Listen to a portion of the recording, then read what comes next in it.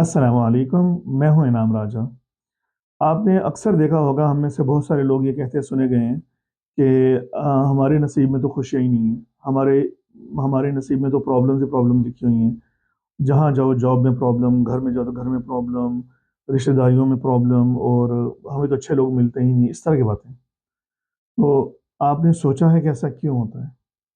इसकी एक main reason, बहुत सारे फैक्टर्स होंगे, एक मेन रीज़न ये है वो मनफी सोच। आप माने या ना माने, मनफी सोचना, मनफी तर्ज ज़िंदगी रखना जो है वो प्रॉब्लम्स को बाकायदा दावत देना है, प्रॉब्लम्स को अपनी तरफ इनवाइट करना है।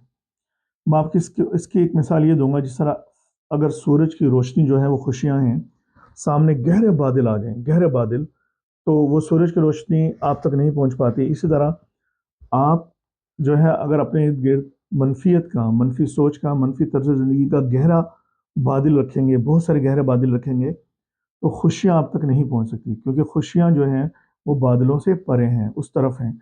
आप एक दफ़ा इस मनफी सोच और मनफी तर्ज ज़िंदगी के बादलों को हटाएं और फिर देखें खुशियाँ आपकी तरफ लपकेंगी। खुशियाँ आपको ढूंढनी नहीं पड़ेंगी, आपको जो अपॉर्चुनिटीज़ हैं वो ढूंढनी नहीं पड़ेंगी। आप एक दफ़ा मनफियत का बादल अपने आप से, अपने सामने से हटा दें, अच्छे लोग, अच्छी अपॉर्चुनिटीज़ और खुशियाँ वो आप तक खुद पहुँचेंगी। वो सिर्फ मुंतज़िर हैं कि आप अपने सामने से मनफियत के बादल हटा दें। तो मनफियत के बादल किस तरह हटाए जाएँ? सबसे पहली बात ये कि जो सोच है आप वो बदली करें। मतलब सोच कैसे बदली करें? आप जिस जो एग्ज़िस्टिंग सिचुएशन में उसमें अल्लाह का शुक्र अदा करें। क्योंकि आप यूँ समझें कि जिस तरह आप कुछ लेना चाहते हैं तो पहले उसको आप एक्नॉलेज करते हैं कि कन्फर्म करते हैं अपना ऑर्डर। इसी तरह अल्लाह ताला जब आपको चीज़ें देते हैं तो अगर आप शुक्र नहीं अदा कर रहे तो आप उसी सिचुएशन में रहते हैं। क्योंकि अल्लाह ने कुरान में जो वादा किया है, लइन शकरतुम लअज़ीदन्नकुम, अगर तुम शुक्र अदा करोगे तो मैं और दूँगा। जो है उस पे अगर नाशुक्रे हैं, अगर उसमें आप हमेशा मनफ़ी अपनी जो आपकी जो एक्जिस्टिंग सिचुएशन है, जो आपके भाई-बहन, फैमिली है, जो आपकी जॉब है, जो आपका जिस्म है, जो आपका रंग कलर जैसा है, आप पहले उस पे शुक्र अदा करें कि अल्लाह ने वो दिया आपको। तो उसके बाद उसमें बेहतरी आएगी। ठीक है? दूसरा ये कि फिर अल्लाह नेक्स्ट आयत में कहते हैं लइ वलइन कफ़रतुम इन्न अज़ाबी लशदीद, अगर आप नाशुक्री करेंगे तो अल्लाह का सख्त अज़ाब है। ठीक है? अब नाशुक्री पर ये दोनों वादे हैं, जिस तरह शुक्र करने पर ज़्यादा देना है, नाशुक्री करने पर अज़ाब भी है।